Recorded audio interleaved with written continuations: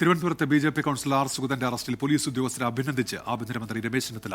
ഗുണ്ടകളുടെ പറുദീസയായി കേരളത്തെ മാറ്റില്ലെന്ന് രമേശ് ചെന്നിത്തല പറഞ്ഞു. 10 വർഷം ഗുണ്ടകളുടെ പറുദീസയായിരുന്നു കേരളം. ഒരു കാരണവശാലും ഒരു ഗുണ്ടയെയും ജനങ്ങളുടെ ജീവിതത്തെ വെല്ലുവിളിക്കാൻ അനുവദിക്കില്ല. ഗുണ്ട എവിടെയുണ്ടെങ്കിലും ആ ഗുണ്ടപ്പണി നിർത്തിക്കൊള്ളുക, നിയമപാലകർ അവരുടെ പിന്നിലുണ്ടാകും. അതുകൊണ്ട് ഇന്നലെ ആകാശത്ത് വെടിവെച്ച് ഗുണ്ടയെ പിടിച്ചെങ്കിൽ ആ പോലീസ് ഉദ്യോഗസ്ഥരെ ഞാൻ അഭിനന്ദിക്കുകയാണ്. കാരണം അതാണ് വേണ്ടത്. ജനങ്ങളുടെ ജീവിതം സ്വൈര്യമായി മുന്നോട്ട് കൊണ്ടുപോകുക, ക്രമസമാധാന നില പാലിക്കുക. ഗുണ്ടകളല്ല കാര്യങ്ങൾ തീരുമാനിക്കേണ്ടത്. ഗുണ്ടകളും കാപ്പാപ്രതികളും സ്വൈര്യവിഹാരം നടത്താമെന്ന് വിചാരിക്കേണ്ട.